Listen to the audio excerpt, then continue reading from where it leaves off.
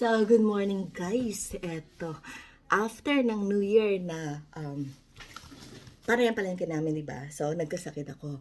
Kaya, mula noon nung magkasakit ako, hindi ako nakalabas. Or I mean, hindi na kami nakapunta sa palengke ulit. Tapos, makikita nyo sa mga palabas ko, yung mga pagkain ko ay medyo nag-avoid tayo ng karne. So, ngayon, dahil malakas na nga si ate, naaya ako. At abangan nyo yung mga susunod na videos ko, palengke serya na naman ang title.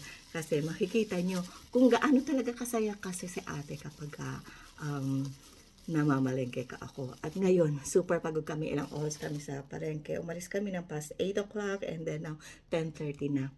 Kasi meron kami mga guests kaya kailangan na makauwi na kami and makapagluto ng maaga si King para bago magtrabaho ulit para sa susunod na guest, nakakain na ang lahat. At ito ang aking paborito. Alam nyo ba to? Kamoteng kahoy na binabayo siya. Anong tawag dito? Hindi ko alam.